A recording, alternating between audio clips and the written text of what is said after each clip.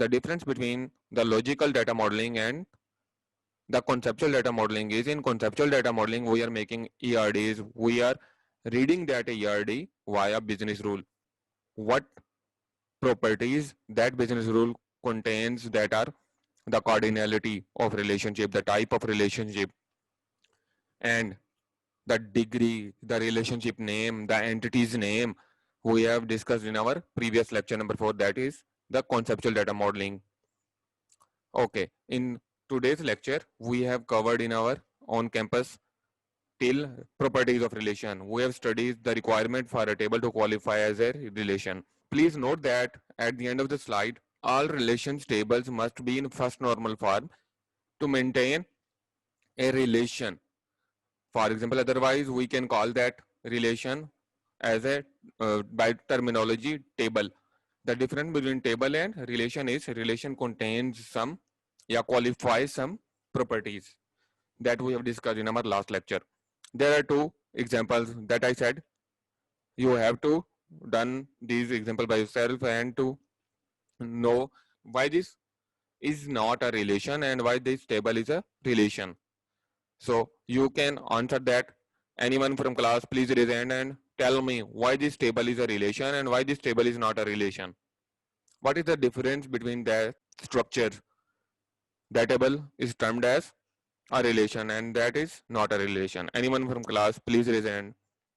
Sir ये इस वजह से रिलेशन में नहीं है क्योंकि इसकी जो प्राइमरी की एम्प्लॉय आईडी है ये नल है, तो ये नल नहीं हो सकती।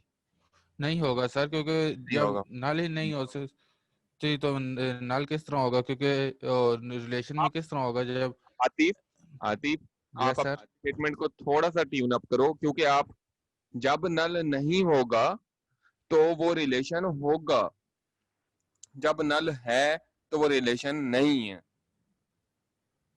यहाँ पे देखो, एम्प्लॉय आईडी 100 के बाद नल है वैल्यू, ठीक हो गया। आगे आपको सिर्फ सर्वे नजर यस आएगा सर। और डेट आएगी। सो ये नल है, so that is why this is not a relation, क्योंकि इसमें प्राइमरी की नहीं है। ठीक है Atif, hello, yes sir. Yes okay. Sir. और इसके अंदर कोई रिपीटिंग ग्रुप भी नहीं है, इसके अंदर कोई मल्टी वैल्यूड एट्रीब्यूट भी नहीं है। और हमें पता था कि, लेकिन एक प्रॉपर्टी जो कि प्राइमरी की वाली थी वो मेंटेन नहीं कर रहा, that is why this table is not a relation. Okay, यहाँ पे देखो हमने क्या किया, ओके प्राइमरी सर। की बना दी। कोई रिपीटिंग ग्रुप है नहीं है, कोई मल्टीवैल्यूड एट्रीब्यूट है नहीं है। और हमें पता है कि रोज नहीं और है। कॉलम्स के अंदर जो कॉलम्स भी अनअरेंज्ड हो सकते हैं, नेम पहले हो सकता है, आईडी बाद में। हमें पता है कि 140 वाली जो रिकॉर्ड है ये पहले भी आ सकते हैं, अनअरेंज्ड इंसर्शन हो सकती है, लाजमी नहीं असेंडिंग ऑर्डर में हो, यहाँ पे तो असेंडिंग ऑर्डर में ही है। और हमें एक और चीज भी नोट करनी है कि रोज के अंदर जो डाटा होगा वो यूनिक हो, और ऐसा ही है। Why via that primary key the record in the rows are is, क्या है ये, यूनिक। यूनिक है। Unique. Okay, very good. Okay, अब आगे चलते हैं। These properties are very important, kindly तमाम स्टूडेंट्स इनको रीड करें, समझें और इन एग्जाम्पल्स के थ्रू देखें क्या ये टेबल है, अगर टेबल है तो क्यों है, और रिलेशन क्यों नहीं है, कौन सी प्रॉपर्टी ऐसी है जो कि ये मीट नहीं करता, that is why we call it as a table not a relation. इसके अंदर क्या था, ये प्राइमरी की नहीं मीट कर रहा था, सो आपने ये भी बताना है। Okay, correspondents with the ER model, relations files tables related with entity type in ERD. इसका मतलब ये है कि हम ईआरडी के अंदर इसको एंटिटी कहते थे, लेकिन इधर हम इसको क्या कहते हैं, टेबल भी कह सकते हैं अगर वो प्रॉपर्टीज मेंटेन करेगा तो, रिलेशन या फाइल भी कहते हैं। ऐसे ही टर्मिनोलॉजीज हैं, ईआरडी में क्या कहते थे, इधर क्या कह रहे हैं फिजिकल स्ट्रक्चर के अंदर, टपल, रिकॉर्ड, इंस्टेंस कहते थे, और एंटिटी कहते हैं ईआरडी के अंदर, sorry, relate with entity instance in ERD. Okay, और हमारे पास जो है डाटा इन रोज, हम क्या कह देते हैं, एंटिटी के इंस्टेंसेस हैं। ईआरडी में टेबल को, रिलेशन को एंटिटी कहते थे, ईआरडी में जो रिकॉर्ड थे उनको इंस्टेंसेस कहते थे, और इसको इंस्टेंस ऑफ डाटा कहते हैं अगर हम फिजिकली देखें। Field, labels, columns relates with attributes in ERD, मतलब ये एट्रीब्यूट इन ईआरडी, एट्रीब्यूट कहते थे ईआरडी में, और फिजिकली इनको क्या कहते हैं, field, columns, labels. The word relation is termed as table in relational database and is not the same as the word relationship in ER model. Relationship ER model is one to many, many to many, one to one type of relationship basically. ठीक हो गया? और इसमें जो relation है physically वो relation क्या है जो कि 8 प्रॉपर्टीज को मीट करता है. So these are the terminologies between the ER model and the physical structure of that ER model. की फील्ड आपको पता है प्राइमरी की नॉट नल होगी, यूनिक होगी. फॉरेन की ये आपने फर्स्ट टाइम आज पढ़नी है. Foreign key are attributes in a relation of database that serves in a child relationship, connecting parent relation in the same database. That means कि एक टेबल की एक प्राइमरी की दूसरे टेबल में जाके एज ए फॉरेन की वर्क करेगी और उसका वो चाइल्ड रिलेशन होगा. आगे हम कुछ एग्जांपल देखेंगे तो उससे आपको मजीद क्लियर होगा. प्राइमरी एंड फॉरेन की, child and parent relationship. Keys can be simple और कंपोजिट. सिंपल आपने पढ़ा था क्या थी, जैसे कि आईडी, सीएनआईसी, और कंपोजिट में क्या था, एड्रेस था. Keys usually are used as indexes to speed up the response to user queries. What are indexing in database? Indexing in databases in relational database system is like आपकी book है उसके अंदर कुछ table of contents हैं, वो आपकी indexing है कि आप क्विकली उन टेबल ऑफ कंटेंट के थ्रू अपने रिकॉर्ड तक पहुंच जाते हो. आपने चैप्टर नंबर 8 को रीड करना है, सो आप गो थ्रू नहीं करते पेज 1 2 3 से लेके चैप्टर 8 के पेज तक, आप डायरेक्टली टेबल ऑफ कंटेंट से उधर चले जाते हो. तो इंडेक्सिंग भी ऐसे है कि डायरेक्टली जब भी इंडेक्सिंग बनी होगी ऑटोमेटिकली हम उस रो रिकॉर्ड के ऊपर चले जाएंगे और उस इंडेक्स रिकॉर्ड को आउटपुट में लाना आसान होगा, ऑप्टिमाइज होगा. अब यहाँ पे हमारे पास प्राइमरी की है customer ID in customer relationship, ठीक हो गया, और फॉरेन की है ऑर्डर में. सो हमने ये पढ़ा था कि कस्टमर के अंदर एक टेबल में सेम नेम के 2 कॉलम नहीं हो सकते और इधर नहीं है, लेकिन एक ही डेटाबेस में 2 डिफरेंट टेबल में सेम नेम के कॉलम नेम हो सकते हैं. जैसा कि यहाँ पे customer ID as a primary key underline कर दिया, मतलब ये इसकी प्राइमरी की डिफाइन कर दिया. ओके, देन इसके बाद हमारे पास आती है फॉरेन की. फॉरेन की में क्या है, हमारे पास वही सेम नेम से कस्टमर आईडी रिपीट हो रहा है और इसकी जो अंडरलाइनिंग है वो डॉटेड के अंदर है और ये इसका चाइल्ड का रिलेशनशिप है. इसका मतलब यह है कि हम कस्टमर के इन रिकॉर्ड को कॉल करा सकते हैं ऑर्डर के टेबल में via that foreign and primary की रिलेशनशिप. इसके बाद हमारे पास 2 प्राइमरी कीज हैं ऑर्डर लाइन में, that is the composite primary की. उसके बाद प्रोडक्ट में एक प्राइमरी की है जिसके हम सिंपल सिर्फ ये टर्म यूज करते हैं प्राइमरी की. अगर 2 हो तो कंपोजिट प्राइमरी की, अगर 2 से ज्यादा हो तो कॉम्बरसम कीज, जो हमने रिलेशनल कीज के अंदर चैप्टर में ये चीजें डिस्कस की थी लेक्चर में. अल्टरनेटिव फॉर्मल टर्म्स क्या है, रिलेशन टपल एट्रीब्यूट्स. अल्टरनेटिव 1 क्या है, हम रिलेशन को एक कॉन्सेप्ट के हिसाब से टेबल भी कहते हैं, एक कॉन्सेप्ट के हिसाब से इसे फाइल भी कहते हैं, और ईआरडी में तो हम इसे एंटिटी भी कहते हैं. So these are the alternative terminologies for relational data models. ऐसे tuple, row, record, attribute, column, field. Constraints are the limitation. अब हमने एक टेबल बना लिया, उसमें कॉलम्स बना लिए, प्राइमरी फॉरेन की फॉर एग्जांपल बना लिया, हमने यहाँ तक काम कर लिया. अब जब हम कॉलम्स उसके बना रहे होंगे हम उनके ऊपर कुछ लिमिटेशंस लगाएंगे. जैसा कि प्राइमरी की बनाया हमने उसको लिमिटाइज कर दिया. कैसे कि उसके अंदर कोई भी नल वैल्यू इंसर्ट नहीं हो सकती. प्राइमरी की मस्ट बी यूनिक और उसके अंदर जो भी वैल्यूज इंसर्ट होंगी वो यूनिक होंगी, उस टेबल में वो वैल्यू एग्जिस्ट नहीं करती होगी. इसके बाद हम देखते हैं लिमिटेशंस. जैसा कि मैंने आपको बताया, are the rules enforced on data columns on table. These are used to limit the type of data that can go into a table. कि किस टाइप की हम डाटा इंसर्ट करना चाहते हैं. एक तो वो यूनिक हो गया, दूसरा टाइप क्या होगा उसका, उसकी डाटा टाइप क्या होगी. इंटीजर होगी तो इंटीजर इंसर्ट करेंगे, करेक्टर होगी तो हम करेक्टर्स को इंसर्ट कर सकते. This ensure the accuracy and reliability of the data in the database. इससे क्या होगा कि एक एक्यूरेसी और रिलायबिलिटी हम मेंटेन करेंगे. कैसे, वो ऐसे कि मैंने इंसर्ट करेक्टर करना था लेकिन मैंने डाटा टाइप इंटीजर बना दी, क्या मैं करेक्टर इंसर्ट कर सकता हूँ? प्रैक्टिकली जब डेटाबेस हमारी बन जाएगी तो हम वो डाटा इंसर्ट ही नहीं कर सकते जो हमने करना था. सो दैट हमारा वीएन क्लियर नहीं था, हमने लिमिटेशंस जो हैं वो एज पर द रिक्वायरमेंट नहीं लगाई। अब किसी कॉलम पे इंटीजर लगेगा, किसी को हम ऑटो इंक्रीमेंट भी करेंगे कि ऑटोमेटिकली वो इंक्रीमेंट होता जाए वैल्यूज। जैसा कि आप लोग किसी मार्ट में जाते हैं और मार्ट में जाके कोई भी चीज आप परचेज करते हैं, जो ऑर्डर आईडी नंबर होता है या कस्टमर आईडी नंबर होता है वो ऑटोमेटिकली इंक्रीमेंट होता है, वो फिजिकली उसको चेंज नहीं करते। ऑटोमेटिकली क्या होता है, वो असेंडिंग ऑर्डर के अंदर इंक्रीमेंट होता जाता है, 1 2 3। और बहुत अच्छा, अगर उन्होंने थोड़ा सा मजीद इसको फिल्टर आउट किया और डेटाबेस को अच्छा बनाया हो तो वो डेट और ऑर्डर नंबर को साथ मैप कर देते हैं, एज ए कंपोजिट की बना देते हैं। अब जो है 1 से लेके 1000 ऑर्डर एक दिन में हुए, तो दोबारा से जैसे ही डेट चेंज होगी वो ऑर्डर दोबारा 0 से शुरू हो जाएंगे, 1 से शुरू हो जाएंगे। So that composite makes a primary की, दो उसके अंदर कीज होंगे, उससे आसान हो जाएगा कि हमारे पास जो रिकॉर्ड होगा वो डेट वाइज भी मेंटेन हो जाएगा।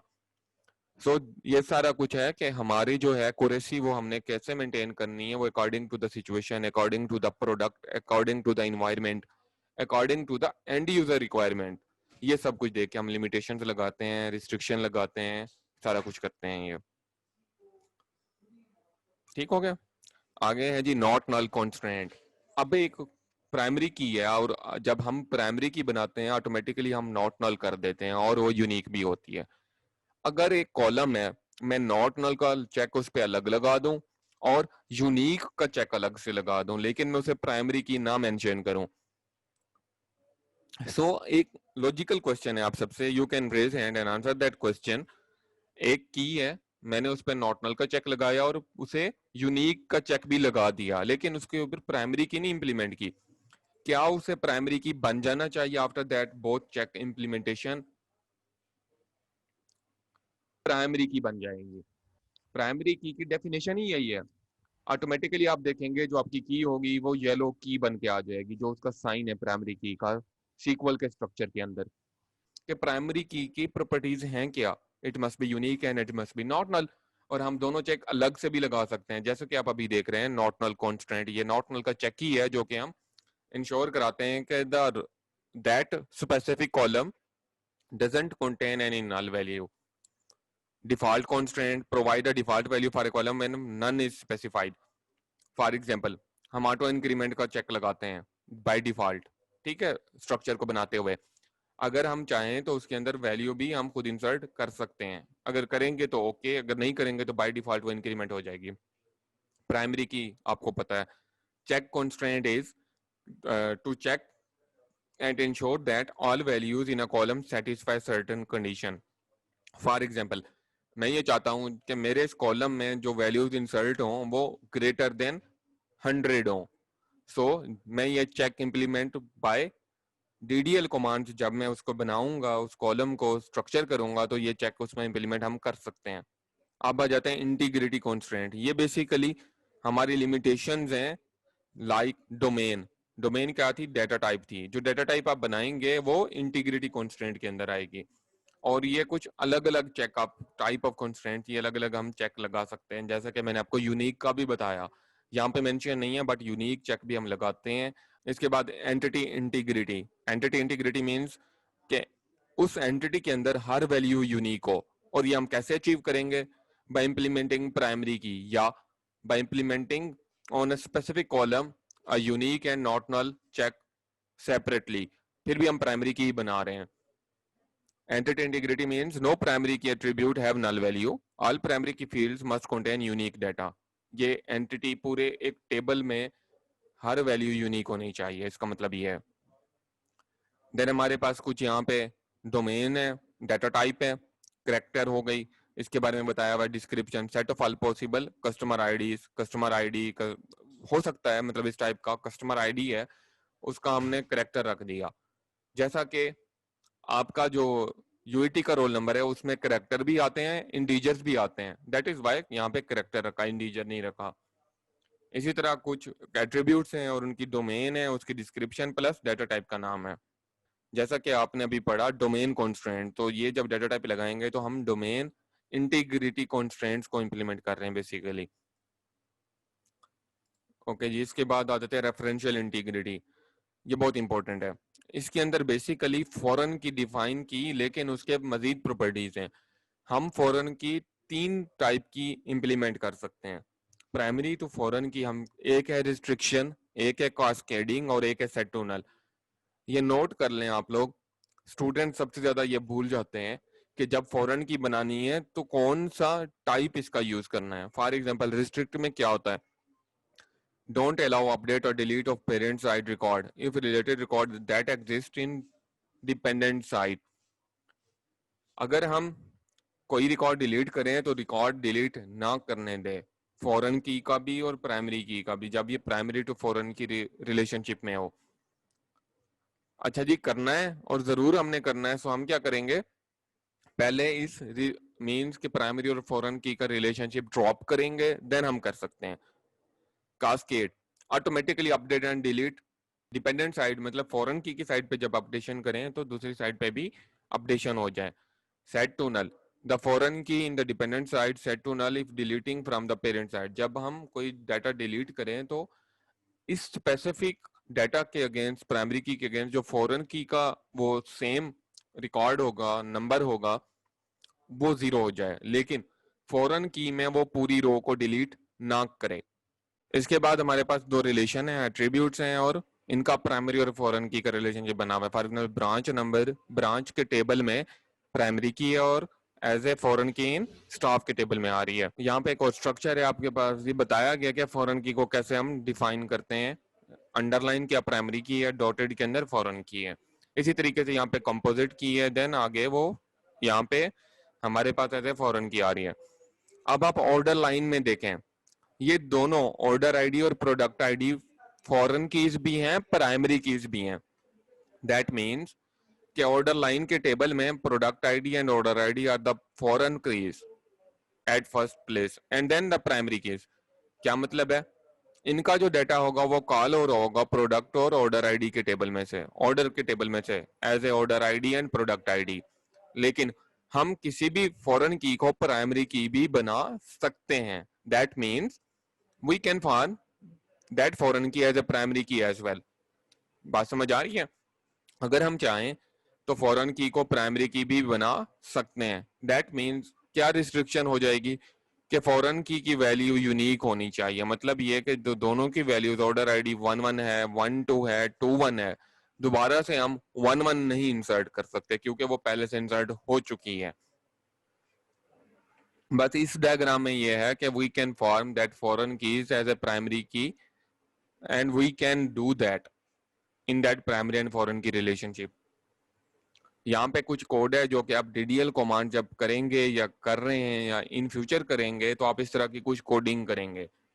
तो इस कोड को मैं अभी रहने देता हूँ, जब वो कोडिंग आप करेंगे तो आपको पता चल जाएगा कि ये क्या चीज मैंने आपको बताई थी। जब आप कोड करेंगे तो फॉरेन की आप डिफाइन करेंगे कोड करते हुए, और उस आईडी को प्राइमरी की जिसको फॉरेन की बनाना चाहते हैं उसको मेंशन करेंगे। अगर प्राइमरी की है वो पिछले टेबल में आप ये देखें, कस्टमर के टेबल में प्राइमरी की कस्टमर आईडी, तो पिछले टेबल में जो कि पेरेंट टेबल है कस्टमर, उसमें वो प्राइमरी की होना उसका मैंडेटरी है, फिर ही हम फॉरेन की बना सकते हैं। सो रेफर यही कर रहा है कस्टमर के टेबल को एज ए प्राइमरी की, और यहाँ पे हम फॉरेन की बना रहे हैं कस्टमर आईडी। सेम नेम है ना, तो दोनों टेबल में इस एट्रीब्यूट को होना भी जरूरी है। ये देखें यहाँ पे भी कस्टमर आईडी है, आप मेरे माउस को अगर देखें यहाँ पे कस्टमर आईडी है, और दूसरा टेबल है हमारा ऑर्डर का, और यहाँ पे भी इसको कॉल किया हुआ है। यहाँ पे एक लॉजिकल एरर स्टूडेंट कर सकते हैं, वो ये है कि कस्टमर आईडी की डाटा टाइप देखो क्या है, यहाँ पे वेरिएबल कैरेक्टर है और रेंज क्या है वो 5 है। सो सेम डाटा टाइप और सेम रेंज के साथ आपने बनाना है। अगर आपने प्राइमरी की में उसकी डाटा टाइप और रेंज डिफरेंट रखी और ऑर्डर के टेबल में उसकी फॉर एग्जांपल फॉरेन की वाला एट्रीब्यूट में उसकी डेट और डाटा टाइप और रेंज डिफरेंट रखी तो इंसर्शन में मसला होगा। बन जाएगी but when we want to insert the data और कॉल द डाटा वो नहीं होगा। मतलब ये कहने का, अगर मैं इसको इंटीजर यहाँ रख दूं और यहाँ पे इसको मैं यहाँ पे करेक्टर रख दूं या वेरिएबल करेक्टर रख दूं और इसको इंटीजर रख दूं, यहाँ पे मैं डाटा इंसर्ट करूं करेक्टर्स का और यहाँ पे करेक्टर को कॉल कराना चाहूँ इंटीजर की डाटा टाइप में, सो मैं नहीं करा सकूंगा। लेकिन फॉरेन की और प्राइमरी की बन जाएगी। ठीक हो गया? सो ये लॉजिकल एरर होगा। सो नोट कर लें, जब भी प्राइमरी की और फॉरेन की बनाएंगे उसकी डाटा टाइप और रेंज सेम होगी दोनों डिफरेंट टेबल्स के अंदर। नेम भी सेम हो सकता है, डिफरेंट भी हो सकता है। जब फॉरेन की बनाएंगे, यहाँ पे कस्टमर आईडी ही नाम रखा था तो कस्टमर आईडी ही मेंशन है ब्रैकेट्स में। अगर नाम कुछ और होता, फॉरेन की यहाँ पे कुछ और बनाते तो उसका नाम आता है यहाँ पे। Hope so you all understand that well. यहाँ पे कुछ और कोड दिखाया हुआ है प्राइमरी और फॉरेन की के ऊपर ही आपने नोट करना है। यहाँ पे वही बेसिकली माइट बी कोड है जिसको रिपीट किया हुआ है। ये रेफरेंशियल इंटीग्रिटी के बारे में बताया हुआ है, ये आपने इसको देखना है। मैं आपको थोरोली डिस्कस कर चुका हूँ डिफरेंट सिनेरियोज को, जिसके अंदर कास्केडिंग का था, नॉट नल का था, ठीक हो गया, और रिस्ट्रिक्शन वगैरह जिसके अंदर हमने अभी देखा था। इसके बाद हमारे पास है जी well structured relation. Well structured relation के अंदर बेसिकली 3 तरह की चीजें होती हैं जो हमने मेंटेन करनी होती हैं। हमने ये देखना होता है there must be no anomalies, the insertion, deletion and the modification anomaly. अच्छा जी, वेल स्ट्रक्चर्ड डेफिनेशन की है, a relation that contains minimal redundant data and allows users to insert, modify and delete the rows in a table without errors or inconsistencies। अब कोई भी table relation हो सकता है, 8 प्रॉपर्टीज मीट कर रहा है, रिलेशन बन गया, लेकिन वो रिलेशन लाजमी नहीं है कि वेल स्ट्रक्चर्ड हो। मैं रिपीट कर रहा हूं अपनी statement, a table can be a relation after maintaining that 8 properties of relation, but that specific table may or may not be a well structured relation because it may contain the anomalies, inconsistent data in it। वो किस type की anomalies होंगी वो अभी हम discuss कर रहे हैं उस रिलेशन में। मैंने आपको बताया एक इंसर्शन एनोमली हो सकती है, एक डिलीशन हो सकती है और एक मॉडिफिकेशन। एग्जांपल दिखाऊंगा फिर दोबारा एनोमलीज की तरफ आऊंगा। इंसर्शन एनोमली में अब आप देखें यहाँ पे हमारे पास जो स्ट्रक्चर है, employee ID, name, department name, salary, course title and date completed, ये सारे कॉलम नेम है और इसमें एम्प्लॉय आईडी और कोर्स टाइटल कंपोजिट की बना हुआ है। सो आप देखें इसमें अगर मैंने कोई एम्प्लॉय ऐड करना है, द सिचुएशन इज अगर मैंने कोई एम्प्लॉय ऐड करना है लेकिन उसका कोई कोर्स नहीं है, अभी उसे कोई कोर्स असाइन नहीं हुआ, क्या मैं ऐड कर सकता हूं इस सिनेरियो में? Can we insert that specific employee's record without any course title? अगर मैंने सिर्फ एम्प्लॉय का डाटा इंसर्ट करना, मैं नहीं कर सकता। अब इसका सोल्यूशन क्या होगा? We have to decompose that structure. हम कोर्स का टेबल अलग कर देंगे, एम्प्लॉय का रिलेशन टेबल अलग कर देंगे, फिर हम इसको प्राइमरी और फॉरेन की में इसको रिलेट कराएंगे और वो हमारा सोल्यूशन होगा, जो कि अभी हम आगे इस लेक्चर में करेंगे डिफरेंट सिनेरियोज को देखते हुए। क्लियर यहां तक Saif and all? Yes sir. Okay, course अलग कर दें, एम्प्लॉय का टेबल अलग कर दें। फिर हमने ये देखना है हमने फॉरेन की कहां बनानी है, इसकी टाइप ऑफ रिलेशनशिप क्या बनेगी। अगर मैं यहाँ पे देखूं, आपको बताया था लास्ट टाइम भी, 100 है, उसके अगेंस्ट 2 डिफरेंट कोर्स टाइटल हैं। क्या मतलब हुआ? 1 to many। एम्प्लॉय की तरफ से कोर्स की तरफ क्या होगा? 1 to many, क्योंकि 100 के अगेंस्ट 2 कोर्स हैं, ठीक है, और बाकी हमें देखने की जरूरत ही नहीं है। लेकिन अगर हम ये देखें क्या SPSS को 2 एम्प्लॉय पढ़ा रहे हैं? नहीं, ऐसा नहीं है, तो 1 to 1। तो क्या होगा? एम्प्लॉय टू कोर्स क्या होगा? 1 to many। और मैंने आपको शायद बताया था, नहीं तो अभी दोबारा बता देता हूं कि 1 to many में मैनी वाली साइड पे हम फॉरेन की बनाते हैं to remove the redundant data. 1 time 100, 140 और 110 डाटा आएगा एम्प्लॉय का, 1 टाइम आएगा ये, और ये रिपीटिशन खत्म हो जाएगी। ये 110 100 की 2 दफा रिकॉर्ड है मार्गरेट का, और 110 पे क्रिस लुसेरो का भी 2 टाइम्स रिकॉर्ड है, ये भी खत्म हो जाएगा। ठीक हो गया? तो ऐसे हम इसकी रेपिटेशन को खत्म करेंगे। डिपार्टमेंट नेम एम्प्लॉय के साथ चला जाएगा, सैलरी भी जा सकती है, कोर्स टाइटल आ जाएगा अलग करके, और डेट कंप्लीट बेसिकली ये दोनों टेबल्स के साथ आएगा। तो 3 टेबल बनेंगे हमारे। क्यों? क्योंकि डेट कंप्लीट आ रहा है कोर्स और एम्प्लॉय का, कि इस एम्प्लॉय ने ये कोर्स कब कंप्लीट किया था। स्टेटमेंट हमारी ऐसी बनेगी। हम ये नहीं कह सकते कोर्स कंप्लीट हो गया है लेकिन हमें ये नहीं पता किस एम्प्लॉय ने किया है। हम ये भी नहीं कह सकते एम्प्लॉय ने इस डेट को कंप्लीट किया लेकिन हमें नहीं पता किस कोर्स को उसने कंप्लीट किया। सो तीन टेबल बनेंगे, एक एम्प्लॉय का, एक कोर्स का और एक एम्प्लॉय कोर्स और डेट कंप्लीट का। इस तरीके से हम इसका सोल्यूशन करेंगे। मैं सोल्यूशन आपको अभी इसलिए बता रहा हूँ, आगे हमने ये काम इन डिटेल इन डेप्थ करना है। अभी इंसर्शन एनोमली तक भी अगर समझ आया that is okay, that is good. इसी में ही डिलीशन एनोमली अगर हम देखें, अगर मैं डिलीट करना चाहता हूं एम्प्लॉय के रिकॉर्ड को, लेकिन आप देखें मुझे कोर्स का रिकॉर्ड भी साथ डिलीट करना होगा।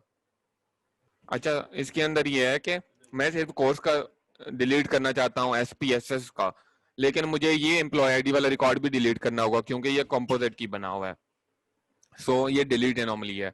आई want to delete specific course title and its date, but while doing that other data in the row is also deleted। ठीक हो गया।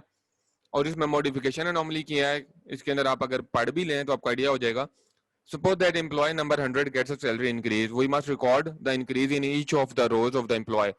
Otherwise, the data will be inconsistent और anomaly आ जाएगी अपडेशन की। अपडेशन एनोमली है क्या? जैसा कि बताया गया कि कोई एक एम्प्लॉय की सैलरी इंक्रीज होती है तो मल्टीपल टाइम्स हमें डाटा अपडेट करना होगा। जैसे कि मार्गरेट की अगर सैलरी इंक्रीज होती है तो मुझे ये दोनों रिकॉर्ड्स में अपडेट करनी पड़ेगी। अब एक काम मैं 2 दफा कर रहा हूँ, सो देयर इज एनोमली। इसको हम क्या कह देते हैं? Inconsistent data. ठीक हो गया। और इस सब का सोल्यूशन उसी डिकम्पोजिशन में है कि एक टेबल से हम 2 से 3 टेबल बना रहे हैं।